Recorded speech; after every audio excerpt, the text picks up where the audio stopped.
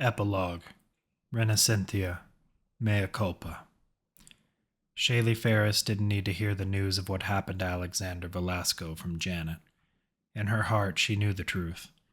The man, as warped as he was, had given everything. He had left to not only achieve his revenge, but also save the rest of the world. It had been his goal from the start, and though he had lost sight of it along the way, the man had found a way to follow through with the help of his friends. She had gone to his service along with Janet, Tyrese Vale, Keely Vixer, and Hollis Keller. The surprise was when she found out Layla Lansfield had been alive the entire time. Shaylee thought it was impossible. She thought the woman had been dead. She had seen her body go cold and the blood spill from her body. She knew she was in the presence of a ghost. Then the realization of what could have been hit her, and it took every bit of her will to not strike Layla for what she had done to Alex. There were many tears at the service, but none more than finding out that truth. Shaylee said nothing to Layla. Layla in turn thanked her for watching over Alex, and attempting to get him to move on with his life. The words rang hollow.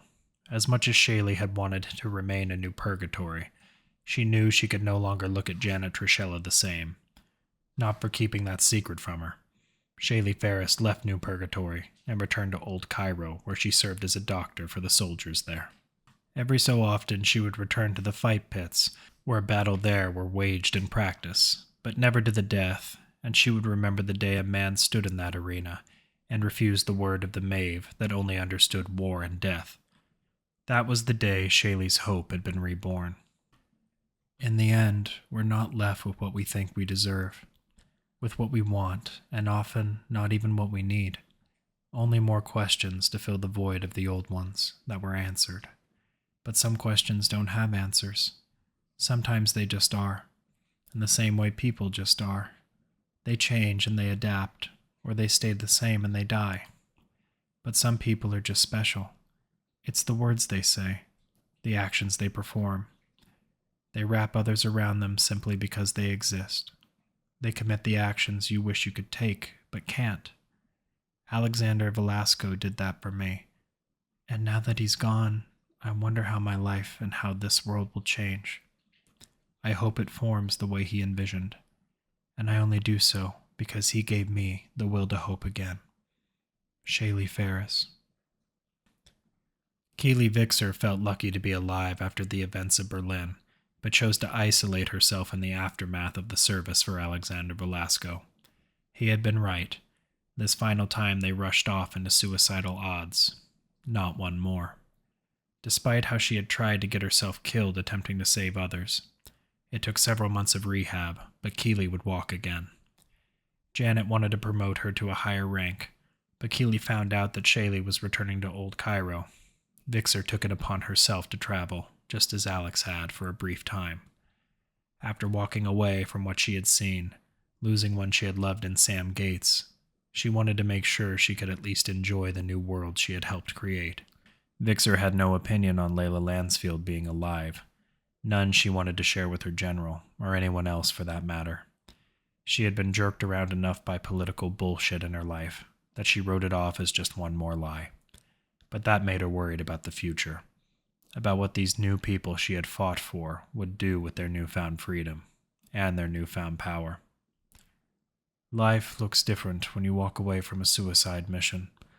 Looks a hell of a lot more different when you walk away from it after nearly dying. Can't say I expected that. Did get my beers from Hollis, though, at Alex's wake. Alex. Fucking Alex. Never have I met a more stubborn son of a bitch that still found a way to believe in me, even when I couldn't believe in myself, even when I thought everyone here was against me. Not one more, he said. This time he meant it. And maybe like those old stories of Jack Newsom, he knew what he had to do to finally make sure we made it all through. He had to give himself up. I didn't want to think his way was the right way, but here I am, walking his same path, out on the road, on the outskirts. For the first time in my life I feel free of my duties. No gods, no masters. I want to see what he found out here in the wastes, that freedom. I want to know what made him come back and fight, what made it all worth it. Sam Gates touched his life, made him feel that. Now I want to feel it too. What happened with Layla and all that bullshit, that's for someone else to worry about. If I choose to come back to New Purgatory, I'll have something that matters to me. Keely Vixer. Hollis Keller found himself staying in New Purgatory. The realization of what had happened in Berlin, all those long talks with Alex and Shaylee about purpose, meaning, had finally come to a head with him. He wasn't going to change overnight. Janet had rained down money, gifts, whatever he wanted. But Keller found himself working behind the bar at Alonsfo's, as he had done when he was a spy for Beruger nearly a year prior. He wasn't sure what the future held for him. He'd woken up in a new world with a new dawn. Did the world even have need for killers like him anymore? It was a question he didn't have an answer to yet. The entire world had stopped with Alex's death, as if to catch its breath. Not good at putting words down on a page. Not like Alex was. But the rest wanted me to, like a fucked up dedication to the dead. I don't mind it, though. Hell, if it was the other end, I'm sure he'd be writing about me, same as the others he kept in his book. World's going to be a lot different now. Maybe. Saw the end of the world once, but this time doesn't feel like that. Feels a lot different. Like the world is waking up for the first time in 20 years. This is the start we were supposed to have after the bombs fell, after Cloudbreaker saved part of the world. Just took a little longer to get started. Feels odd saying I'm a part of that, instead of taking things, buildings, people apart piece by piece. That's what I'll have to live with, just like Alex was. Memories of those I've failed, those I've taken life from. If there's one thing I've learned, though, doesn't have to stay that way. We can make a change, good or bad. Alex taught me that. Didn't think the kid could teach me anything. Guess this is me saying I'm glad I didn't off him in the wastes. Glad I didn't take him to Beruger. But I get the feeling, before long, life will get interesting for us survivors. Hollis Keller. Janet found herself back in her office, as if nothing had transpired in Berlin. The counselors in Jerusalem were horrified to find out about what happened there. More horrified to discover they had been infiltrated by one of Beruger's Augmented and Joseph Bernard. When Janet attended, she simply shrugged. She had tried to warn them. Alex's name had been cleared, and Jerusalem wanted to hold a service there in his name, but she refused. Instead, there was a celebration at Alonsfo's after the funeral. She sat in one of the darkened booths alone. No more Elias, no Alex, no Layla or Jack. Simply by herself, taking in the dark place where she had met all these shadowy figures and committed her non-committal life to a war she wanted to win for her fallen father. Every day she woke up was not how she imagined her life continuing. Not as a leader of a nation she wanted nothing to do with. After Berlin, she had finally accepted that it was her burden, her gift from Alex, a goal he wanted her to carry on so she would never lose purpose and focus solely on revenge as he had. So there Janet stayed, a military general and impromptu leader until elections could finally be held for a real public office. Each day she woke and trained, never letting herself be discouraged by the fact that there were more faces she couldn't recognize amongst her new groups of soldiers, or on the faces of refugees who could now be called citizens. And Janet never forgot her friends, never forgot the lessons they taught her or blood they shared. She never forgot that she came back to New Purgatory, a hateful, defiant rebel, and became the leader of a free state.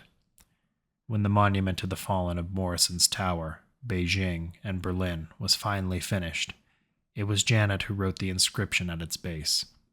After combing through so many of Alex's journal entries where she could find something worthy to say. Here rest those resistant to the misanthropes of our world, those that chose to not stand by while the powerful sought to decimate or assimilate the weak, calling those never made us stronger. True power is in belief, believing in another day, a day where the people under tyranny could be free from hatred, hunger, and deception. Those who lie here never gave up that ideal. They rest here because of it. They are the paragons we can look to when darkness comes to us again. For they knew that with freedom must come vigilance, or their sacrifices were for nothing. Alexander Velasco, Elias Lehner, Jack Newsom, Van McGrath, Tyler McGrath, Remy Dominguez, Otto, Nayala Hargraven, Brandon Duigu, Dellen Johnston, Talia Shazari, Gajil, Sam Gates. May they forever rest, the Crusaders. Layla Lansfield spent weeks driving the outskirts of New Purgatory, following leads and hunting information. Every time she found a new one, she always found the same result. A raider harem decimated by an unknown force and left for dead. The man she hunted returned to the place of his initial crime. The sun was bright as it began to set this evening. Layla wore a pair of sunglasses while she drove the GTO down dusty old streets. Janet had repaired it one final time. The dust of outer New Purgatory was thick. For the first time in weeks, Layla was heading for the city as the sun slowly set behind her. Technically, she was dead, killed 7 months ago by a traitorous machine. But Janet had discovered that the killing blow performed on the perceived corpse of Layla Lansfield had not been fatal. It was more artificial than deadly. Often, she wondered if Mikhail had meant to kill her, or if at the last moment of his strike, he found it in his heart or guilt to not drive the knife deeper. She could never know, and the reason she hunted him down was not for that answer. It was to correct one final mistake.